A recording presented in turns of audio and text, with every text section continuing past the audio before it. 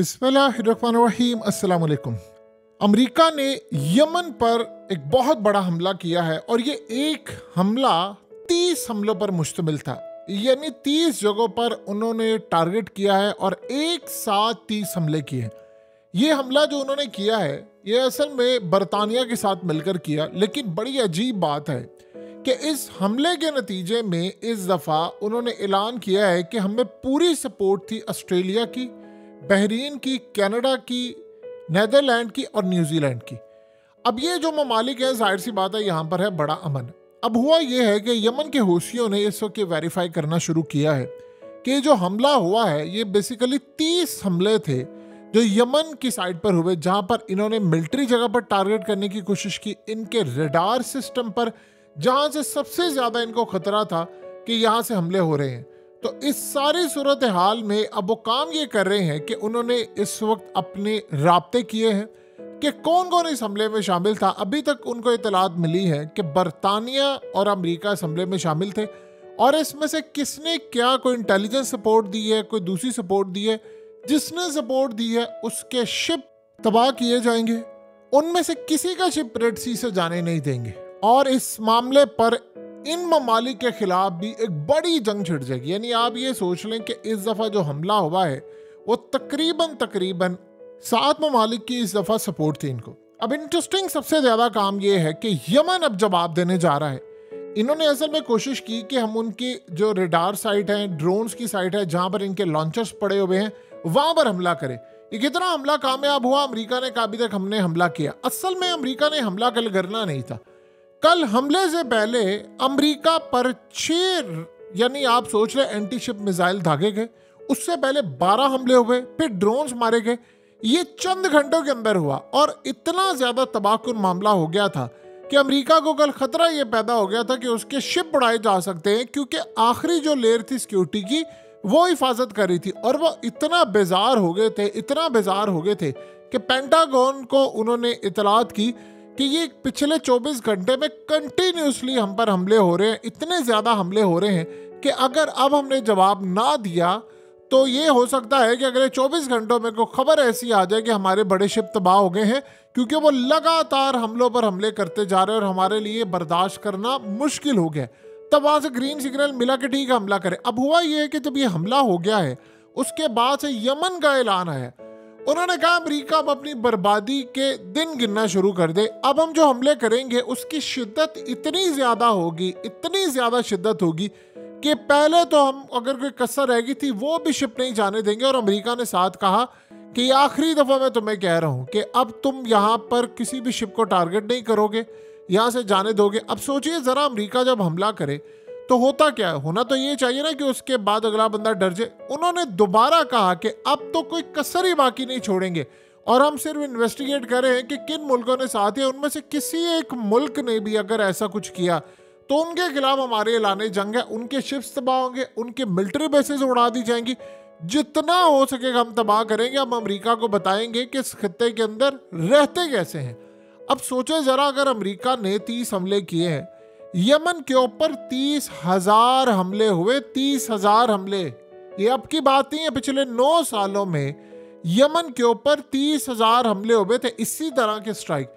तो वो स्ट्राइक ने यमन को तबाह नहीं किया, बल्कि वो मजबूत बनकर उभरे और इतना बनकर उभरे कि उन्होंने इस खत्ते की जंग भी जीती। और सबसे बढ़कर उन्होंने कहा कि हमने अमेरिका और बाकी ताकतों को नहीं छोड़ना। अब आप सोचे जरा, उनके लिए स्ट्राइक कोई नई बात नहीं है। वो कहते हैं होते रहते हैं, हमने अपनी चीज़ें महफूज मकाम पर रखी। अमेरिका असल में ये चाह रहा था कि हम उस चीज़ को तबाह करें कि जहाँ पर इनका रेडार है, जहाँ से मिसाइल आते हैं, लेकिन अमेरिका अभी तक वो लोकेट नहीं कर पाया कि कहाँ पर, क्योंकि उसके पास इंटेलिजेंस मालूमात बिल्कुल भी नहीं है। और तकरीबन पिछले 5-6 सालों में उन्होंने कोई इंटेलिजेंस मालूमात नहीं ली। अब यमन जवाब देने जा रहा है। अब यमन ने स्ट्रेटजी ये बनाई है कि हमास हमला करे या ना करे, हमें परवाह नहीं। हमने डेली बेसिस पर अमेरिका पर 6, 7, 8, 10 मिसाइल मारने हैं, ड्रोन्स मारने हैं। अमेरिका के लिए इतना खतरनाक है वो, इनका असल में प्लान ये है कि सारे का सारा जो असला वो कंज्यूम करवा रहे हैं। जो असला चाइना के खिलाफ इस्तेमाल करना था बड़ी जंग के अंदर, वो सारे का सारा असला यहाँ पर कंज्यूम करवा रहे हैं सोचे आप 3-4 लाख रुपए का कोई ड्रोन हो या 5-6 लाख का मिसाइल हो, 8 लाख का हो, आप उसको रोकने के लिए 80 करोड़ 90 करोड़ का मिसाइल आप मारते हैं। और उसके अलावा बाकी जो छोटे छोटे मिसाइल हैं जो 60 करोड़ 65 करोड़ के, वो नकारा हो गए हैं, क्योंकि जो 2-3 दिन से हमले हो रहे हैं यमन की जानिब से वो इतने खतरनाक, उनका है एंटीशिप मिसाइल, लेकिन वो पहली दूसरी तीसरी लेयर को तबाह करें।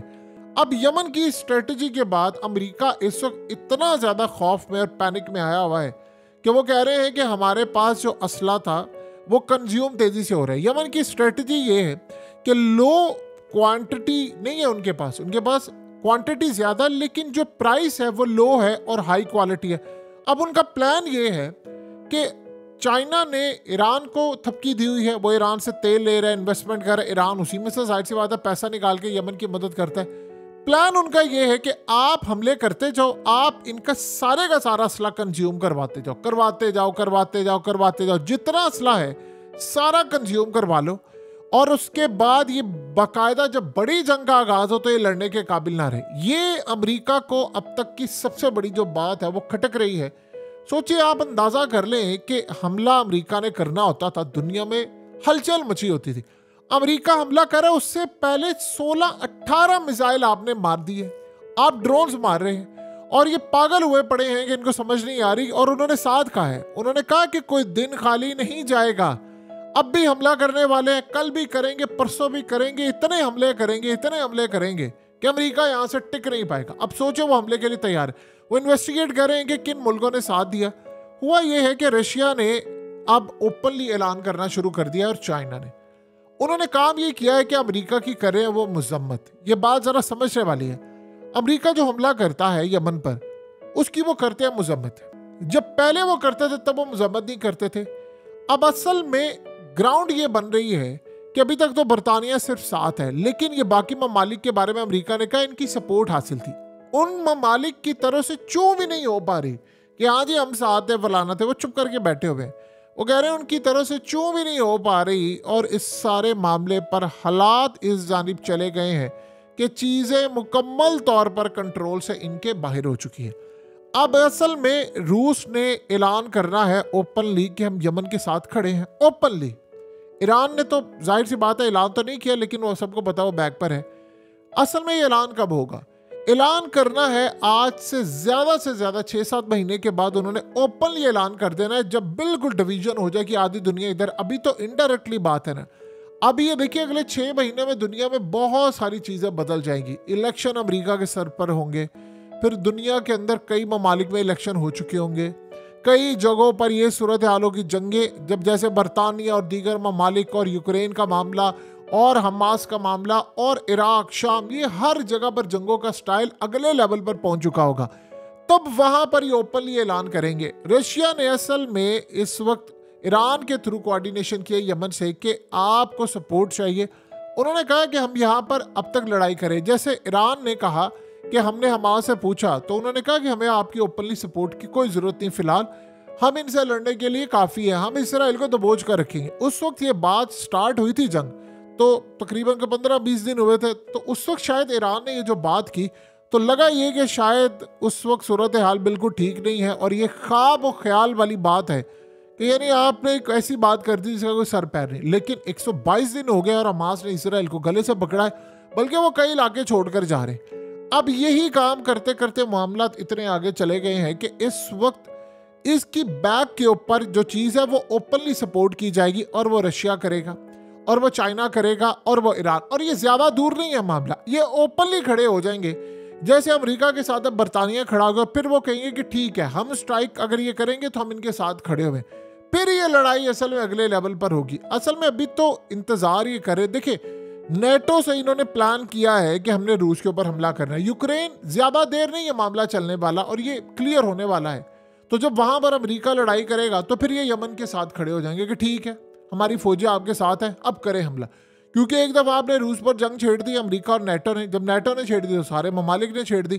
तो जब उन्होंने जंग छेड़ दी तो फिर उसके बाद वो कहेंगे कि ठीक है हम ओपनली यमन के साथ हैं, ये पकड़े तैयार है। बल्कि ये भी सूरत हाल हो सकती है कि यमन की साइड के ऊपर जहाँ पर हौसियों का कब्जा है वहाँ पर आ जाए रूस की मिलिट्री बेसिस, और चाइना की भी सपोर्ट पूरी तरह हो। आपको याद होगा जब जंग छिड़ी थी यूक्रेन की और रूस की, तो चाइना ने उस वक्त रूस का साथ दिया था, ओपनली कहा नहीं, लेकिन कहा कि रूस की मजम्मत नहीं करनी। ये असल में स्ट्रेटजी थी पहले। फिर करते करते वो साथ बिल्कुल क्लियर हो गए कि हम रूस के साथ खड़े हैं इस जंग के अंदर, और जो रूस कर रहा है वो ठीक है। फिर रूस के ऊपर जो पाबंदियां लगी तो चाइना ने अपना पूरा पेमेंट सिस्टम उनको दिया, बचाया। अगर चाइना अपना पेमेंट सिस्टम ना देता तो रूस तो पूरी तरह बर्बाद हो गया था। ना तो उनके पास कोई visa, credit card, debit card, यानी वो सारा स्विफ्ट का जो सिस्टम था वो तो होना ही नहीं था। चाइना असल में पूरी प्लानिंग करके उन्होंने रूस के साथ ये काम किया। अब यमन के साथ भी ये सूरत हाल होगी कि अभी उन्होंने देखा कि यमन से पूछा कि तुम्हें मदद की जरूरत है, वो कह रहे नहीं, हम अमेरिका का गला दबाने के लिए अकेले ही तैयार हैं, बल्कि वो ये चाह रहे हैं कि और ममालिक भी हमारे साथ आ जाए तो हम अकेले ही सबका मिलकर कब्रिस्तान यहाँ पर बना दें, और वो बना सकते हैं। अब यमन ने असल में एक दिन पहले ये ऐलान किया अमेरिका के लिए कि आप यहाँ से पीछे हट जाएं, हम आप पर जब हमला करेंगे तो बड़ा खतरनाक हमला होगा और इस दफा हम नए हथियार इस्तेमाल करेंगे। अमेरिका के लिए बात हजम करना बड़ी मुश्किल थी। अब यहाँ से मामला कुछ ये हो गया है कि यमन की इस वक्त जो स्ट्रेटजी है, देखिए 30,000 हमले उसके ऊपर, वो यमन को नहीं तोड़ पाए, तो ये 30 हमले जो अमेरिका ने किए ये कहाँ से वो तोड़ पाएंगे। सो लिहाजा अब सूरत हाल बिल्कुल अलग लेवल पर चली गई है और मामलात काफ़ी हद तक अमेरिका के ख़िलाफ़ हैं। अमेरिका को इस बात का अंदाज़ा हो चला है कि हम इस पोजीशन में नहीं है जहाँ पर हम ये लड़ाई कर सके, यानी पूरी तरह हमारी पोजीशन वीक है।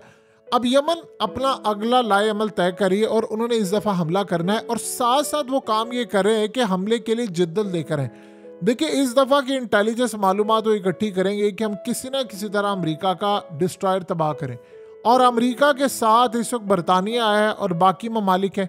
अगर ओपनली उन्होंने कह दिया कि ठीक है हमने इन ममालिक पर भी हमला करना है, तो आप ये समझ लें इस खित्ते के अंदर जो पूरी दुनिया की महंगाई का आलम हो जाएगा वो हम लोग बर्दाश्त नहीं कर पाएंगे। इवन के आम लोग भी बर्दाश्त कर पाएंगे। यूरोप, अमेरिका और ये वो, वहाँ पर तो हालात ही बड़े ख़राब होंगे। सोचो ये 6-7 ममालिक जो है, जो आप देख रहे हैं इस वक्त जो अमेरिका का साथ दे रहे हैं, अभी वो ऑपरेशन में हिस्सा नहीं ले रहे। बरतानिया की तो ये सूरत हाल है कि बरतानिया तो यानी असल में ये जेट लेकर गए, इन्होंने जेट से वहाँ पर जाकर स्ट्राइक किया। यमन की एक पोजीशन ये है कि अब हमने अमेरिका के किसी तरह जेट गिराने हैं, और इसके लिए शायद वो अगला लाए अमल अपना तैयार करके बैठे हैं। देखिए हुआ ये है कि अभी तक अमेरिका ने रिलक्टेंट था, यानी वो पूरी तरह तैयार नहीं था कि वो हमला करेगा, लेकिन बहरहाल वो करते करते उसने हमला किया। अब वो लेकर आए। अब गालिबन आहिस्ता आहिस्ता वो टेक्नोलॉजी साथ साथ नई चीज़ें मुतारिफ करवा रहे हैं ताकि अमेरिका पहले से अपनी पोजीशन तैयार करके ना बैठा हो। जैसे मिसाल के तौर पर आप किसी बंदे को उकसा रहे हैं, आप उस पर हमला कर रहे हैं, तो वो जवाब देने के लिए कोई एक आधा हमला तो आप पर करेगा ना। यानी अमेरिका ने कल कोई हमला नहीं करना था, कोई प्लान ही नहीं था, अनप्लान था। लेकिन पिछले 24 घंटों में आप सोचिए ज़रा, कल हमले ये हुए कि हमले से चंद घंटे पहले 8 एंटीशिप मिसाइल जो थे वो आकर लगे, और लगते जा रहे हैं, ड्रोन्स आ रहे हैं। तब उन्होंने पेंटागन में रिपोर्ट की कि ये तो मजाक बना हुआ है, हम बताएं हम क्या करें। उस वक्त अमेरिका को रोका जा रहा था और साथ ही उन्होंने कहा जी हम हमला करने के लिए जा रहे हैं। देखिए 2016 में उस वक्त हूसियों ने हमला किया था अमेरिका के ऊपर, 3 मिसाइल सिर्फ दागे थे। अमेरिका गया वहां पर, उसने इनकी रेडार साइट, कम्युनिकेशन साइट और सारी चीजें तबाह कर दी।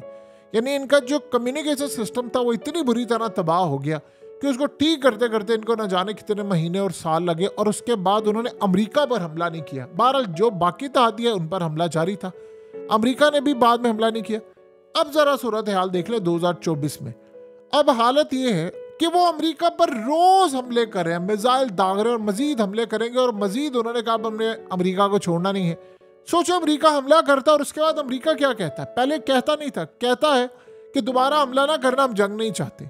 हमें उम्मीद है कि यमन ने सबक सीख लिया होगा और वो किसी शिप को तबाह नहीं करेंगे। अब ये बयान अमेरिका का आता है, उस बयान के 10 मिनट के बाद यमन का बयान आ जाता है कि अमेरिका को हम बता रहे हैं कि अपनी सलामती की अब परवाह करे। अब अमेरिका का जो हाल हम करेंगे हमलों के जरिए, हम कंटिन्यू करेंगे, ना हम इसराइल को छोड़ेंगे ना अमेरिका को छोड़ेंगे। जो इत्तेहादी साथ देने का प्लान करें, जिन्होंने साथ दिया है, वो रेड सी के अंदर अपनी बर्बादी के दिन गिनने शुरू कर दें, क्योंकि यहीं पर हम रेड सी को खून की तरह उनके तबाही से लाल कर देंगे। जब आप सोचे इस तरह की धमकियां आ रही हो तो क्या किसी बंदे ने, यानी अमेरिका के हमले का क्या फायदा? अफगानिस्तान में कितने हमले किए थे? यानी आप सोच रहे 20-21 साल हमले किया, अमेरिका वहां पर जीत गया। हमलों से नहीं आप जीतते होते, छोटी ताकतों के ऊपर आप हमले करते हैं।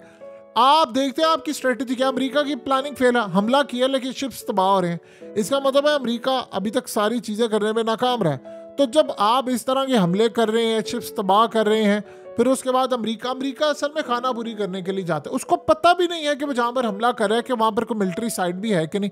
वो गया, बस 2-4 हमले कर लिए, 20-30 हमले कर लिए, यहाँ पर मिसाइल दाग दे वापस आ गया, बस दैट्स इट। इसके अलावा अमेरिका के पास करने के लिए कुछ भी नहीं है, और ना उनके पास कोई प्रॉपर ठिकाने हैं मारने के लिए। अमेरिका के जो फोर्सेस के लोग हैं, आप जानते हैं यमन के अंदर 2 तरह की सूरत हाल, एक होसी है और एक दूसरे हुकूमत है, वो अमेरिका के साथ है कुछ हिस्सों पर। वहां पर अमेरिका की फौज है और वो कोई मौका जाने नहीं देंगे कि जब उनको मौका मिला उन्होंने हुसियों के खिलाफ लड़ाई करनी है। तो इस वक्त अमेरिका अपनी तबाही का इंतजार करे, जो यमन ने कहा है कि अब हमने उनको छोड़ना नहीं है।